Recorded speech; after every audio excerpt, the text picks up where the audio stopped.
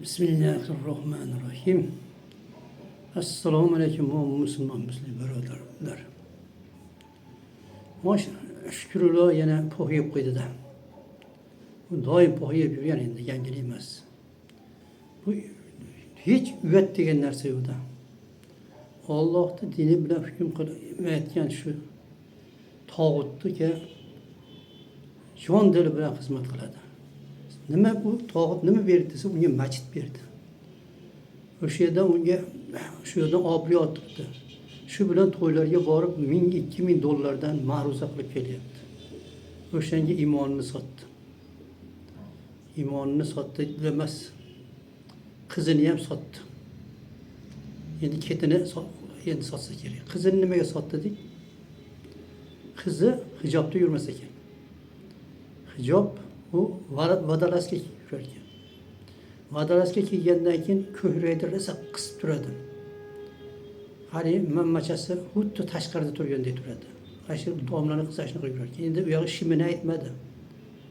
Unaqa vadalaska kiygan qiz, demak vadalaskaning ustiga ko'ylak kiymaydi ekan da, demak u yoqda shim bor ekan. Buni mushrikligini necha marta aytganman. Bu Allohga ham bo'ysunadi, hukumatga ham, mana bu tog'utga ham bo'ysunadi. Allohdan ham qo'rqadi, tog'utdan ham qo'rqadi. Lekin tog'utdan Allohdan qo'rqqandan ko'ra ko'proq qo'rqadi. Shuning uchun shuni aytganini qiladi. O'sha mana bu bolalar suratda. Mana talabalarni nimaga o'qishga hijob bilan kirgizmayapti ekan desa, shuni bilmayman nimaga deydi. Bu bilmagan narsa bormi? Ana u Suriyada yurganlarda nech pul ishlashini, o'shadagi xotinlardan erdan chiqib nechtasiga tegishini, ularda hammasi vatan xoinligini ham biladi, ko'rmay turib. Endi mana ko'rib turibdi. Hijobda yashayapti. Men bir qarab ko'raman, men deydi kichkina odamman deydi. Masjidda bir xizmatchisiman deydi. Masjidda xizmatchisan, sen axir shukr Alloh deyapsan. Sen Allohning bandasi bo'l. Bu masjidda Allohning dinini tarqat. Mana bu tevadagi tog'ut emas. Endi hijob to'g'risida bo'lgan oyatda endi buni shu yerda to'g'ri kelib qoldi-da. Bu Qur'onda aytilgan. O'zinglar ayollaringlarga hijob kiydiringlar, avratlarini bekitsin. Eng muhim joyi shu deyapti, ko'kragiga deyapti. Bunday ro'molni tashlab ko'kragini liqlab chiqqanini ko'rinib turmasin deyapti. Shu erkaklarni shahvatini uyg'otmasin deyapti. Bu bo'lsa hijob deydi, arabniki deydi. Arabcha bu deydi. Yo'q, xudo urgan. Dinchi, din qanaqa kimniki? Arabchami, o'zbekchami? Din kimga tushgan? O'zbekkami, arabkami? Bo'lmasa nima qilib olib o'tiribmiz agar u hijob bo'lmasa? Senga bu axlat aralashgan narsa-yu Qur'on, sen tovuq qo'shib titib uning ichidan axlatini chiqarib tashlayapsan. Axlatmi u senga? Xuddi o'sha tovuq titib, axlat titib nima ularga keragini olib qolganini titib oladi.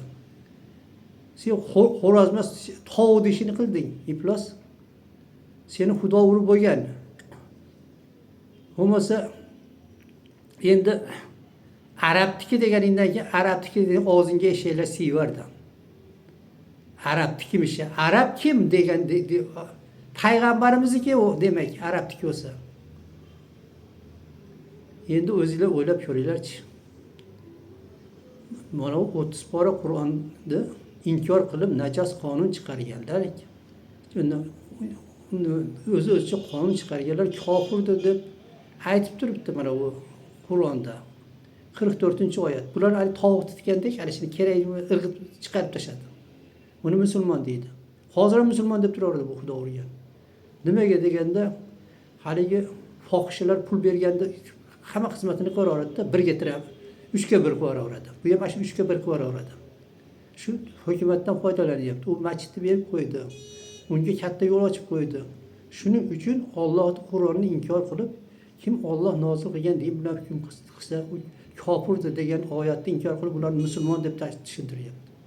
o dinni oliy qilaman deganlarni din buzar deb tushuntiryapti. O'sha pul uchun qizini ham mana hozir sotdi mashada. Pul uchun. Nima qanday sotmaz nima qildi? Qizim deydi, mana meni qizim deyapti. Qizi bilan ham foydalanyapti. Nimaga dinni to'sishgansiz? Vodolaska kiyib yuradi deyapti. Shu deydi, vodolaska kirib ro'molni orqadan o'raydi deydi. Bu yoqqa ochiq tursa endi bu yoqqa tomog'ini ushlab turibdi ekan. Alloh shunaqa qilinglar dedimi? Aytmagan bo'lsa ekan, to'ssang bo'ldi deb aytayapti. Shunaqa qilinglarchi, mana erkaklarning shahvatini o'g'atmanglar deyapti.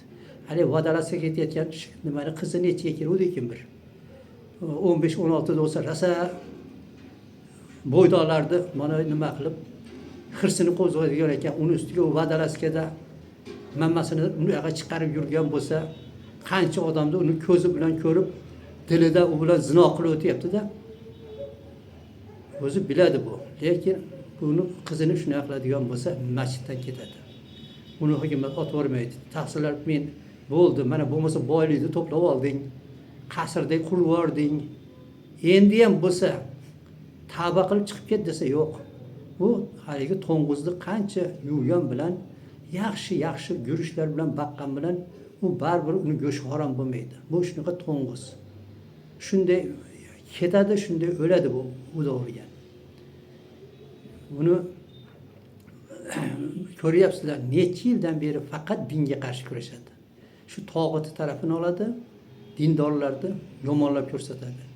U yetmaganda mana shu mana boshida turgan tog'ot hamma yoqda yeb qo'yib, ish joyini qiladigan zavodlarda ham pulini yeb, chet elga jo'natib yuborib, ishsiz qolib, odamlar bechoralar ashaqa borib ishlayotsa, o'shalarda haqorat qilyapti. Cho'chqani tayini tozalayapti, bu yerda molni. Bu yerda pul yo'qmi deydi. Yo bizni deydi, mo'g'ullarimizni 10 ta bola baqib deydi. Shu yerda uyda o'tirgan, otalarimiz u yoqqa ketmagan deydi. Otalaring ketmagan, mo'g'ullaring o'tirgan. Unda mana Xudo urgan Karimov, Mirzayevlar bo'lmagan, kofir boshimizda turgan, iymoni yo'q, insofi bo'lgan. O'shaning uchun bobolarimiz ham, onalarimiz ham shu yerda qolgan. O'shaning uchun mana buzuqchilik ko'payib ketdi deyapsan. Buzuqchilikni Mirziyev boshlab beryapti-ku. Xudo urgan mana u qimorxonani katta qo'lang ochib berdi bunga, O'zbekistonga. Araqxonani shu ochib berdimi? Mana u sutxo'rlikda kim olib keldi?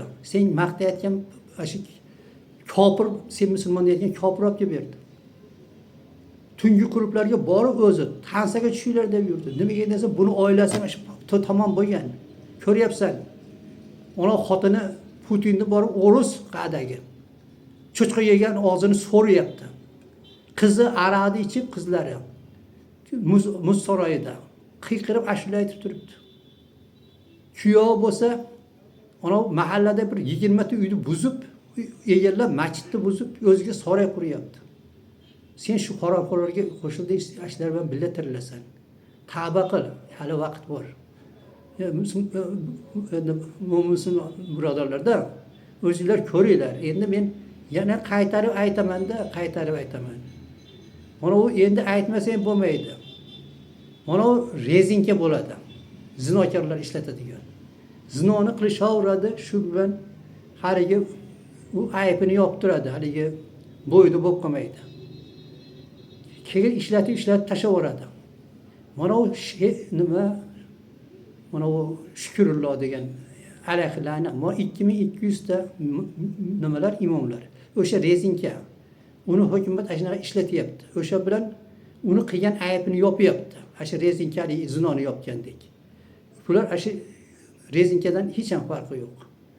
Kim hurmat qilayotgan bo'lsa, o'sha rezinkani hurmat qilishdan ko'zingni ochishgin.